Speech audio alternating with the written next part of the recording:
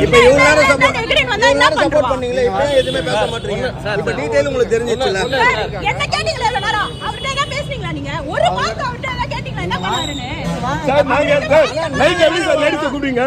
Night எப்படி ஸ்டேஷன்ல ladies கூப்பிடுங்க? எப்ப ஸ்டேஷன் வரீங்க? நேத்து நைட் ஒரு பெரிய சம்பவங்க. கத்திப்பாரா கீழே இருக்க பே அண்ட் யூஸ் டாய்லெட்டில் வந்து ஒரு பொண்ணு வந்து காசு கொடுத்து பாத்ரூம் போயிருக்கா. பாத்ரூம் வந்து நீட்டாக இல்லைன்னு வெளியில் வந்து அந்த எம்ப்ளாய் கிட்ட கம்ப்ளைண்ட் பண்ணியிருக்கா. பட் ஆனால் அந்த எம்ப்ளாய் வந்து என்ன பண்ணியிருக்கான்னா, இங்கெல்லாம் இப்படி தான் இருக்கும், வேணா நீ கொடுத்த 10 ரூபா வாங்கிட்டு போய் எங்கே வேணால் போய் கம்ப்ளைண்ட் பண்ணுன்ட்டு அந்த எம்ப்ளாய் வந்து அந்த பொண்ணை அடிக்க வந்திருக்காரு.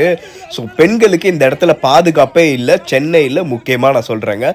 ப்ளஸ் அந்த பையனை வந்து ஒரு கேள்வி கேட்க மாட்டாரு அந்த போலீஸ்கார் வந்து. ஏன்னா இருக்கிறவங்க எல்லாருமே வந்து அந்த போலீஸ்கார்கிட்ட சொல்கிறாங்க, நீங்கள் ஒரு கேள்வி கேட்டிங்களா அந்த பையனை? ஆனால் இல்லை, ஏன்னா சுற்றி இருக்கவங்க எல்லாரையும் தான் அவர் கேள்வி கேட்குறாரு தவிர அந்த பையன் தப்பு பண்ணா, என்ன பண்ணா, ஏது பண்ணான்ற ஒரு வார்த்தை கூட கேட்கல. இதை பற்றி அந்த பிஎன்ஆர் கம்பெனியோட மேனேஜர் கிட்ட கேள்வி கேட்டால் என்ன சொன்னார் தெரியுமா? அவரு, உங்களால் எங்கே என்ன கம்ப்ளைண்ட் பண்ண முடியுமோ நீங்கள் போய் பண்ணுங்க, இவர் தான் அந்த மேனேஜரு, உன்னால் ஒன்றும் பிடுங்க முடியாதுன்னு சொல்லி எல்லார்கிட்டையும் எல்லார் முன்னாடியே வந்து சொல்லியிருக்காங்க.